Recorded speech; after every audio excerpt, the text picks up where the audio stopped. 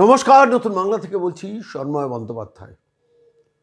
যে কোনো প্রতিক্রিয়ার একটা পার্শ্ব প্রতিক্রিয়া থাকে, অথবা একটু অন্যভাবেও বলা যেতে পারে যে কোনো প্রতিক্রিয়ার একটা অপোজিট রিয়াকশনও থাকে, এবং এই বাংলার রাজনীতিতে সেইটা এই মুহূর্তে সাংঘাতিকভাবে আপনি আমি প্রত্যক্ষ করছি। প্রত্যেক দিন, প্রত্যেক ঘন্টা, প্রত্যেক মিনিটে ওয়াকফ বিল সংসদে, লোকসভায়, রাজ্যসভায় পাশ হয়ে গেছে, আইন হিসেবে বলবৎ হতে চলেছে।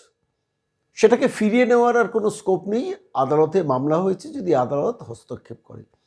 এখানে একটা রাজনৈতিক দল কি হতে পারে? জনমত তৈরি করতে পারে, কিন্তু একটা রাজনৈতিক দল যদি মানুষকে উস্কে শেষ পর্যন্ত রাস্তায় নামিয়ে সরকারি সম্পত্তি ধ্বংস করায় এবং পরিকল্পিতভাবে, প্রত্যক্ষভাবে মদত দিয়ে যদি একটার পর একটা সরকারের গাড়ি, জিপ এবং প্রপার্টি ধ্বংস করে, তার তো একটা আফটার রিয়াকশন হবে। আপনারা দেখেছেন কি হয়েছে, সাম্প্রতিককালে দেখেছেন রঘুনাথগঞ্জে কি হয়েছে। দুখানে সরকারি জিপ পুড়ে গেল, পুলিশ গিয়ে দোকানের ভেতরে আশ্রয় নিচ্ছে। সরকার ব্যবস্থা নিচ্ছে না, মামলা হচ্ছে না কেন? সুমোটো মামলা হচ্ছে না কেন?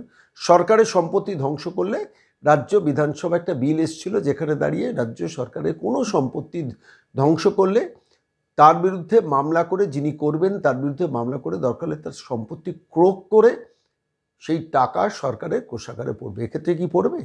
রঘুনাথগঞ্জে যা হয়েছে, কিংবা সুতিতে গতকাল যা হলো, কিংবা আমতায় যা ঘটলো, কিংবা ধরুন সাতগাছিয়া গত পরশুদিন যা ঘটনা ঘটেছে, একটার পর একটা সরকারি সম্পত্তি ধ্বংস হচ্ছে, কিন্তু শেষ পর্যন্ত তার আর বিধি শেষ পর্যন্ত হচ্ছে না, তার বিচার শেষ পর্যন্ত হচ্ছে না।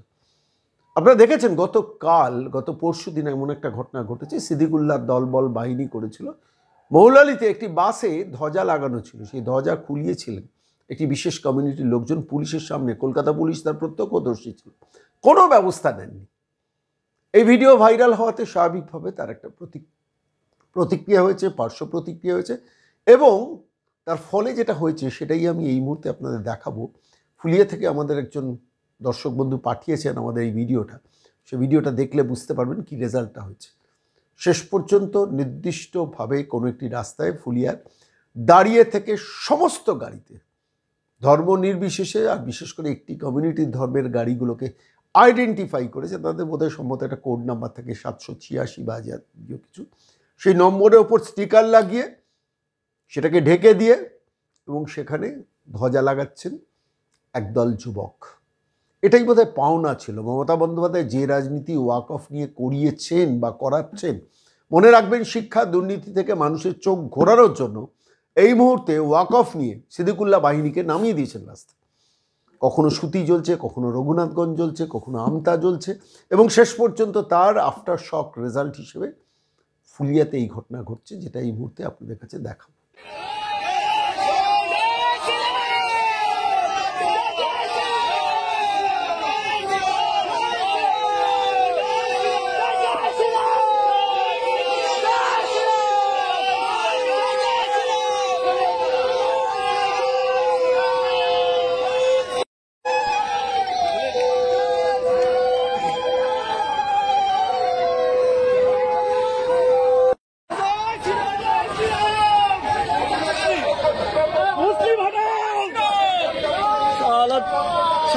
দেখলেই না